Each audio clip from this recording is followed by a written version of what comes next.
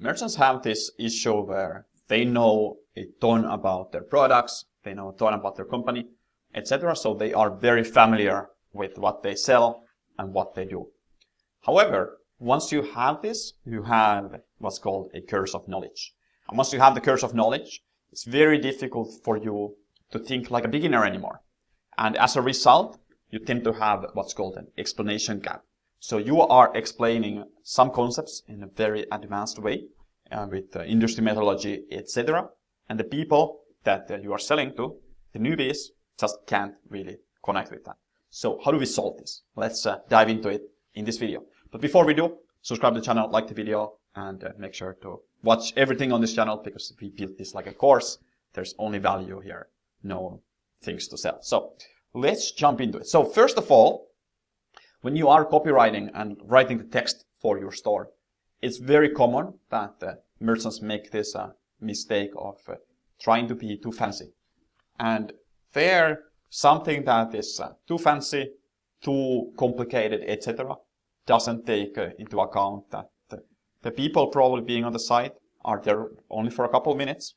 They need to make a quick judgment from you, and then also understand what you're selling, how you better, etc. For you, these things might be self-evident, but they are not to the buyer who doesn't really know anything about the brand. So how do we find the balance? Well, often you actually don't need to, because instead of trying to balance it between advanced people and the beginners, you can build your site structurally so that it serves both audiences. So for the beginner's purpose, it's basically built for those people. And there you have sections that are so clearly outlined with headlines and with expandable elements that the advanced people can easily skim through those, and they know the things that they already know. And that way they can skip through those elements and get straight to the point. So for them, it's not a problem to scroll a little bit more, to not click on the view more, see more, drop downs, and different pop-up links. Rather, they can just breeze through that. The newcomer can go and do all of that. So they have that availability of information if needed. And typically this is also built into the different pages of the site.